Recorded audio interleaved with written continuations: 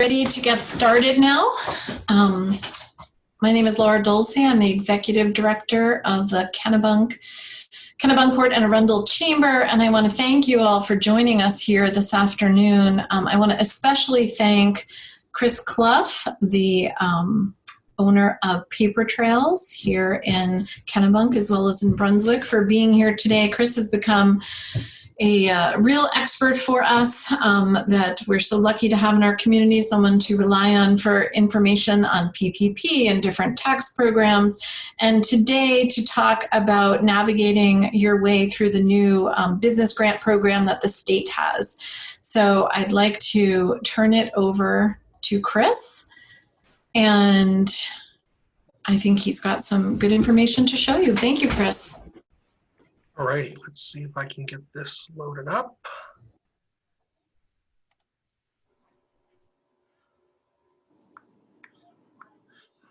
All right, so thanks so much for joining us, everybody, today. Hopefully we can answer some questions and get you on the path to being able to apply for the new grant. So last week, the governor announced this new program. She has created a $200 million grant fund for small businesses and nonprofits. And what she did is the state got a little over $1 billion from the CARES Act to deal with COVID-related issues, and she's chosen to earmark about $200 million of that towards this program. Earlier this summer, I think you probably might remember, the hospitality industry had asked for like $600 or $700 million for similar needs, and this is kind of where she's come in this situation. This program's a little bit different than the PPP in that it's not a first come, first serve grant. So basically what's going to happen is everyone's going to apply, and then based on everybody that applies, the state is going to go through and, Laura's texting me. I have to admit new people to see if I can figure out how to do that. Hold on here. I don't know if I have a, here we go. I think I got it up. Okay, sorry about that. So this is not a first come, first serve program. Basically what that means is this: everyone's going to apply, and we're going to go ahead and the state's going to go ahead and figure out how much everybody gets after everyone has applied. So it definitely is a little different than the PPP. There isn't quite as much of a rush. It's not anything that's got to get in right away. Everyone will get a piece if they're eligible. And then only bad part about this is we don't know today what your piece of the pie is going to look like. So it's really hard to estimate. I've done some projections with clients. The highest amount so far that I've got based on estimations is about $13,000. The lowest I've gotten is about $1,000. So it's not a huge amount of money, but it's certainly better than nothing. And I've told some people that, hey, that's a week's payroll for you, or it's it's a little bit of your rent or whatever. It is something certainly to think about. So the money, if you are awarded this grant, if you become eligible and you are awarded this, you can use this for any operating costs. That can be your payroll, your rent, your utilities. They did specifically say the purchase of PPE. They said you could purchase inventory. So if you're a restaurant or retail store, you can buy inventory. Any business equipment purchases. I think that one's going to be a little interesting. They didn't really specify the size of purchases. They just said business purchases. So it's certainly something to think about. I think if you stick with the general operating costs, your payroll, your rent, your utilities, those are going to be pretty easy to justify in that situation. So they're pretty broad definitions. It doesn't seem like they're going to be doing a lot of checking on this. My guess is they may do some spot checking, but my screen sharing is paused. How do I resume? Can everyone see the slideshow now? Laura, can you see that? Okay, sorry, I guess we were when I was working on something else, sorry. What it does specifically say it can't be used on entertainment, it can't be used for personal expenses or lobbying. I think it said there were some other listed items in there what it cannot be used on. So just keep that in mind as you are spending that money. Again, stick with the basics, I think you'll be fine. Who qualifies? So any small business or nonprofit with less than 50 employees. Now, when we say any small business, there's a huge list of excluded entities. Professional services, I can't apply. Hospitals, nursing homes, trade organizations, 501c4, 501c6 organizations, those are lobbying organizations. Any golf clubs or golf things, schools, municipalities, and more. So if you are thinking about applying, you may want to just make sure you are eligible to apply. And like I said, there's a long list of excluded business types. When they say less than 50 employees, so originally they just said 50 employees. When I was working on this slideshow on Tuesday and I went back and reread the documentation, they did change it to now a 50 FTE count. They want you basically to do just a simplified FTE count. And basically what that means is any employee that works 30 hours or more is considered one FTE. Anybody that works less than 30 hours is considered half an FTE. So take all your employees, add them up, and that's your 50 FTE count.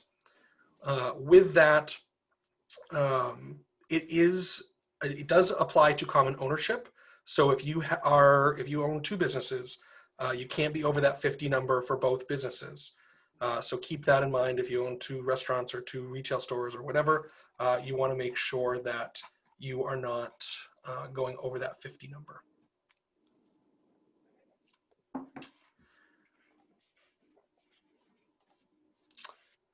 Again, you have to have, for qualifications, you have to have more than 50% of your operations in Maine. You have to be in good standing with all your payroll tax liabilities, your sales tax liabilities, your income tax liabilities, any other tax liabilities through Maine Revenue or the state of Maine, you have to be in good standing with. You do have to be in business for 1 year before August 1st.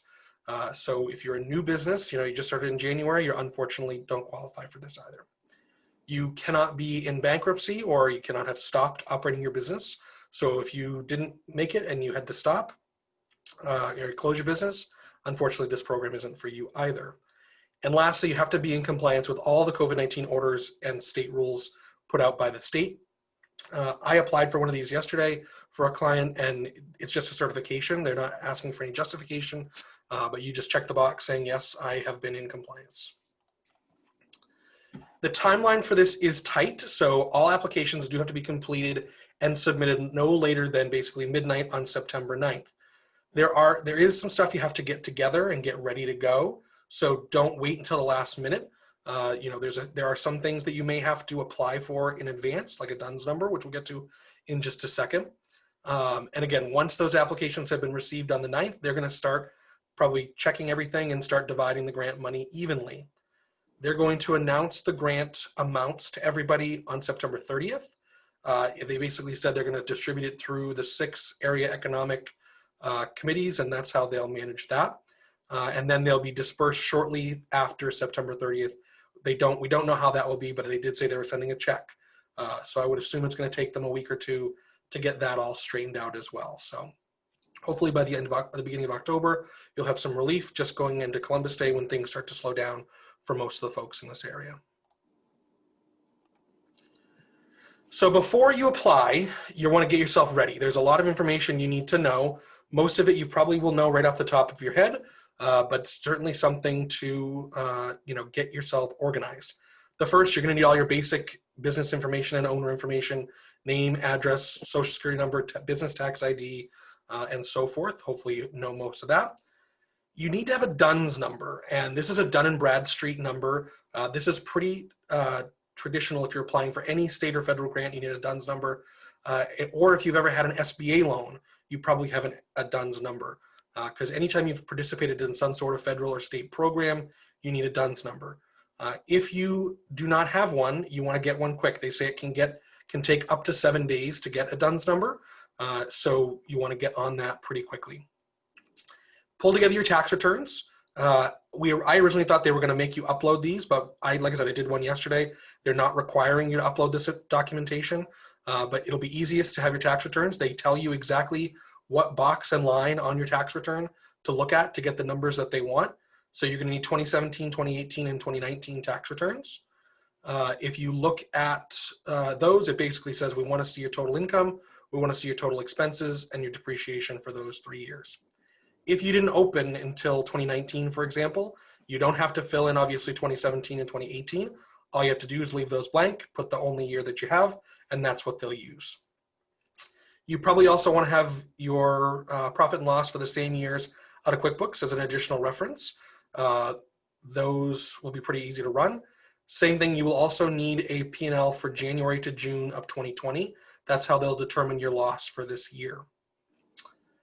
You will need to fill out a W-9 form and have that ready to upload. They do ask you to upload the W-9 form. Keep in mind, if you've got a W-9, that means somehow this is taxable. So we're going to talk about that in a little bit as well. Documentation for your PPP, your EIDL advance or loans. If you are sole proprietor, they're going to want to know how much unemployment money you received. Basically, they're asking you what other assistance have you gotten during this time.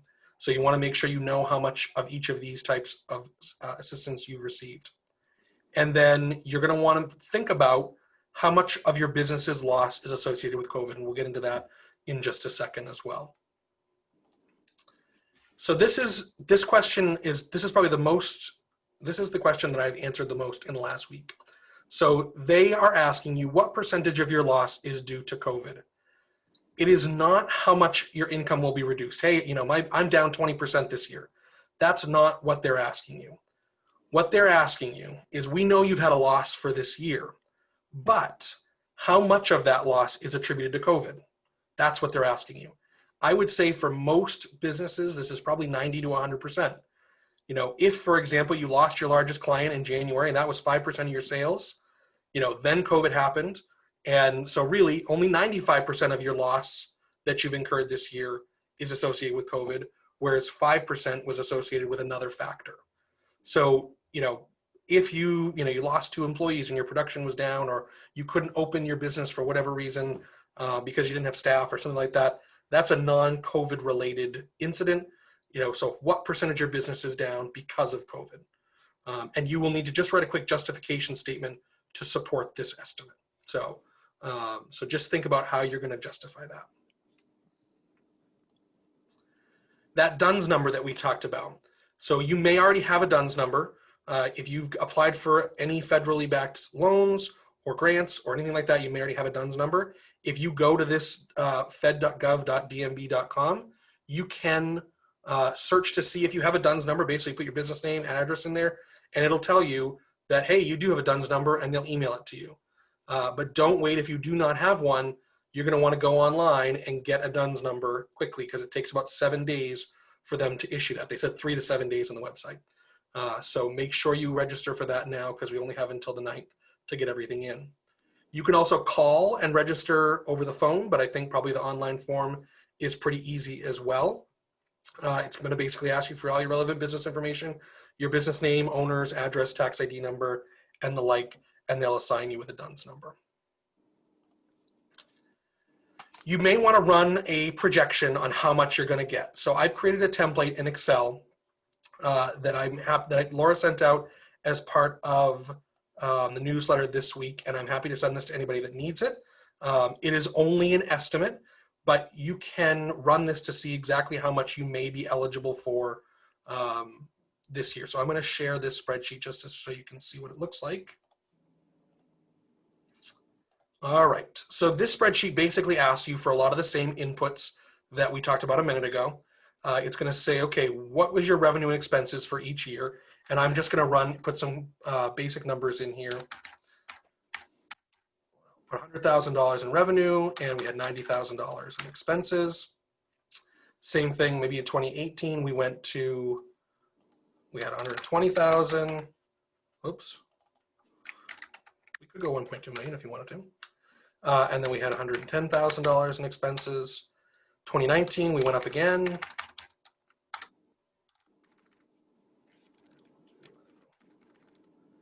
So here's that anticipated gross loss question. How much of your loss was due to COVID? That's the question, right? So we're going to put 100% in this situation, because I think for most businesses, like I said, you're going to be between 90 and 100%. Now it's asking you for your revenue for this year. So I'm going to say for this year, we've had revenue of $65,000, but my expenses were $70,000. We had a loss. Then it's going to ask you how much of your PPP funds have you not spent if you received them. I'm going to put 0 in there, and I'm going to say we get a $10,000 EIDL advance, and we're going to take our unemployment if we had any, which we don't because we're not a sole proprietor. In this situation, based on all the numbers I just put in, we're going to have an estimated grant of $300. In this situation, it's not a ton of money, but put your numbers in and see what you come up with. Again, I'm happy to send this spreadsheet to anybody that would like it. Laura sent it out in the newsletter, and we can go from, and I've sent it out to our clients as well. So you certainly have that as well. So you can see there's a pretty big proportion if you've received any grant funding like an EIDL. If I take this out, now we're up to about a $2,000 estimate. This is based on the state's estimated total loss for all businesses that apply. And again, we won't know what that denominator is in this formula until everybody applies. So it's going to just, this is just an estimate. But if you want to figure out if it's worth it, your time to do this, you may want to just fill this out and see what you come up with. Okay. Let me get back to my PowerPoint. Okay. Once you've got yourself ready to go, it's time to apply. You can go right over to maine.gov/DECD. That's the Department of Economic Development. And there's a link on there. I've got this link built in the spreadsheet here. I'll show you right where to go. Let me share my, where's my, hopefully see my browser here. So if you come to, this is the main screen here, basically it's a Maine's path to recovery. This will show you exactly where you go. There is a PDF here with all of the details on the program, and that's right here. So here is an example of all the program information. Here's all that eligibility criteria. Again, what you can use it on, what you can't use it on, who qualifies. So again, you have to demonstrate a need for this. Here's that list of excluded organizations. It's pretty long here. So make sure you're not one of those. And so forth. And then it basically gives you some formulas on how to calculate what your estimated grant might be, which this is in that spreadsheet. So don't try to figure this out. It hurt my brain when I built this spreadsheet. So let me do the work for you, I guess. Once you're ready to apply, basically here we go. We go to that link, and that's also right here on the main screen. Again, it gives you the eligibility criteria. It gives you all the information here, what you need. It's going to give you the list of everything you need, and then you just go ahead and hit continue. Like I said, I did this yesterday. It took me about 10 minutes. I did have all my stuff together. It's going to come in here and ask you all this information, and then you'll get an email confirmation once you've submitted it. Then it's a waiting game till September 30th to see if your magic numbers worked, really, is what it kind of comes down to. Let's see. All right. So again, submit these before September 9th. Make sure you have everything together, and you'll be good to go. A couple of things to think about. Like I said, at first glance, the amounts seem pretty low. So far, with the projections I've done for clients, the highest one's about $13,000. The maximum, it should be noted, they won't give you more than $100,000. So if you've had a really big loss, that's certainly, you won't get more than that. You may want to think about if you really need it. If you've had a good summer, I mean, obviously the fall is unknown. Just things to think about. If you do not really need it, you can leave that money in the pot for those that do. If you need to, you want to feel good about yourself, just something to think about. We don't know what the taxability of this grant will look like. I know we have Dana here. Maybe he could tell us more if he's heard more, but certainly this is free money. My guess is Auntie Janet's going to take her cut of it at the very least, since she's asked for a W-9. So that's something else to think about as well as you're contemplating receiving any of these grants. Just certainly something to kind of think about.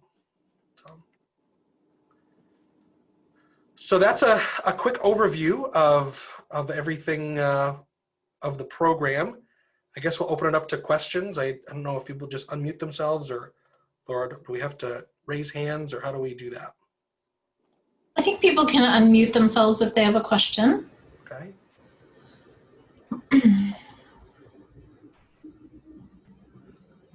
Anybody? Does anyone have a question?